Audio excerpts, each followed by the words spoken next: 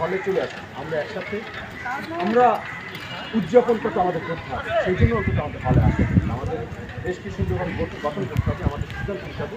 এখন থেকে ঢাকা বিশ্ববিদ্যালয় ভিসি থেকে পদত্যাগ করেছে, প্রত্যেকটা হলের প্রক্টর এবং প্রবোস্ট যারা আছে, যারা এই ধ্বংসযজ্ঞে সহযোগিতা করছে প্রত্যক্ষ পরোক্ষভাবে, এবং ছাত্র সন্ত্রাসী সংগঠনগুলোর সাথে তারা যুক্ত ছিল এবং তাদেরকে সহযোগিতা করে যাচ্ছে। আপনারা দেখেছেন আজকে জিয়া হলে আর্মস পাওয়া গেছে, বেশি অস্ত্র পাওয়া গেছে, এবং আর্মস থেকে আমাদের জিয়া হলে যে প্রবোস্ট তিনি নিজেকে সরিয়ে ফেলেছে। তা আপনারা যখন সাংবাদিকদের কাছে তখন কিন্তু তাদের দেখায়নি। তো এইরকম অনেক রকম ঘটনা ঘটেছে, এইগুলো আমরা দেখেছি। তো তাদেরকেও আইনের আওতায় নিয়ে আসতে হবে, তাদেরও বিচার হবে। এখন থেকে ঢাকা বিশ্ববিদ্যালয় সহ সারা বাংলাদেশে সকল সিদ্ধান্ত ছাত্র জনতা, এক শিক্ষার্থীরা যে সিদ্ধান্ত নেবে সেই সিদ্ধান্তই চূড়ান্ত।